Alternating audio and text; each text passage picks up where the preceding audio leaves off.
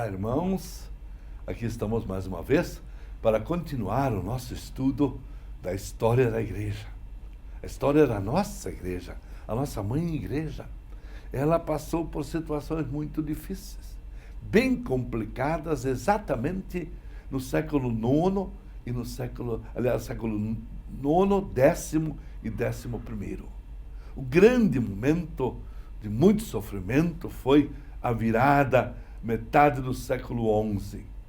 1046, o Sínodo de Sutri, depois de 1050, a chegada do Papa Leão IX, com um grupo de cardeais. Agora vamos ter colégio cardinalício. O Papa não está mais sozinho. Ele tem agora esses cardeais que tomam conta propriamente do expediente da igreja em Roma, e o Papa pode viajar, pode ir às dioceses, pode ir lá ver de perto como é que está andando a reforma. E nesta hora, o Papa estava entrando em um conflito com os normandos, que invadiram o sul da Itália. E com o socorro do Oriente, de Constantino VI, que veio com o seu exército, apoiando, o Papa foi pessoalmente junto nesta jornada contra os normandos. Mas antes disso, ele enviou para o Oriente os 3 cardeais, que deveriam lá tratar de desavenças e coisas pendentes. As grandes desavenças eram exatamente a questão do filioque, porque todo o Ocidente rezava o credo com filioque, isto é, dizíamos sempre, o Espírito Santo procede do Pai e do Filho. Procede pater filioque. Enquanto que no Oriente eles rezavam, o Espírito Santo procede do Pai pelo Filho. Patre per Filho. Então, achavam que nós devíamos unificar o credo. Ou então, em toda parte rezar filioque, ou em toda parte rezar per Filho.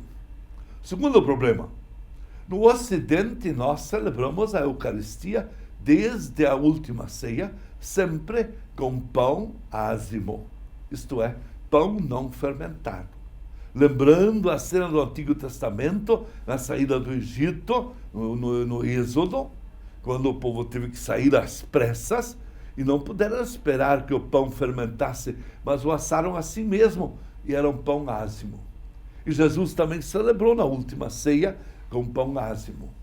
No Oriente, claro, eles diziam, nós não celebramos a ceia judaica, nós celebramos a ceia cristã e usamos o pão fermentado. Consequência, no Oriente não tinham sacrário, não podiam guardar o pão fermentado.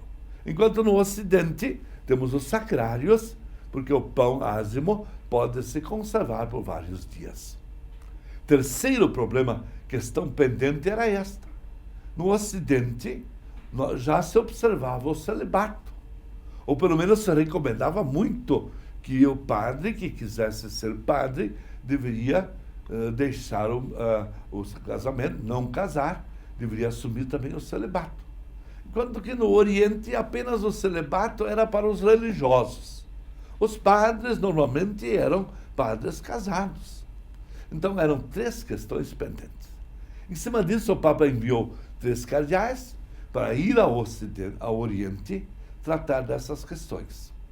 Só que os 3 cardeais, sabendo que Constantino VI estava em aliança com o Papa Leão IX, eles imediatamente falaram com Constantino VI, ainda em Roma, antes da partida, e já estava tudo mais ou menos acertado que eles iriam em Constantinopla se hospedar no palácio de Constantino.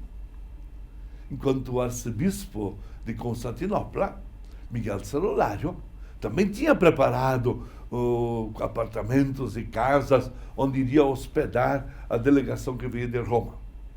Mas a delegação de Roma imediatamente foi e se hospedou nas dependências do palácio de Constantino VI, causando com isso, naturalmente, um certo ciúme, por parte da parte eclesiástica, especialmente do arcebispo patriarca Miguel Celulário.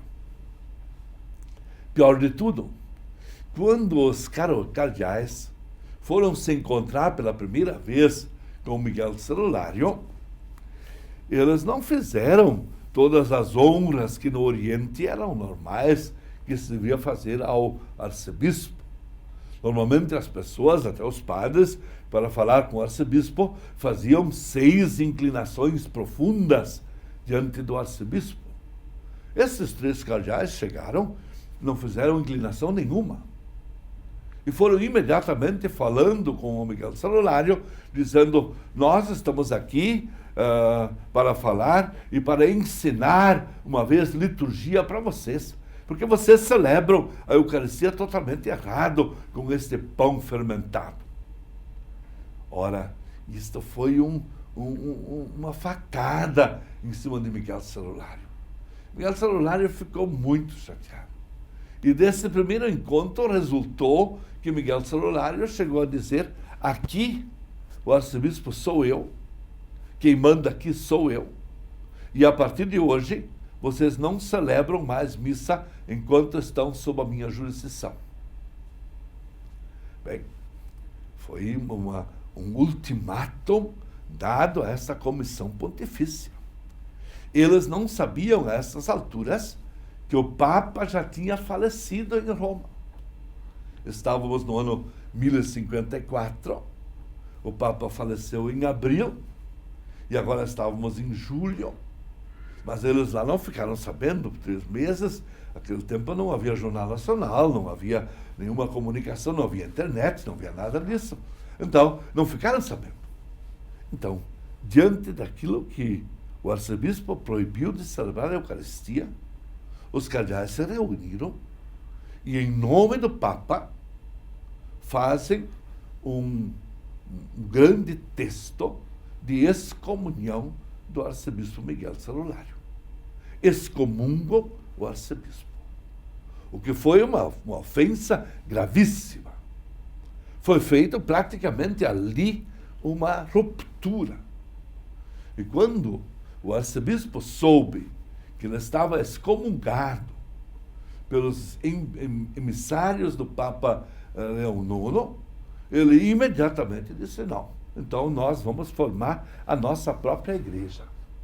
E em 1054 começa a surgir em Constantinopla a Igreja Ortodoxa. Uma igreja ortodoxa, rompida de uma igreja católica.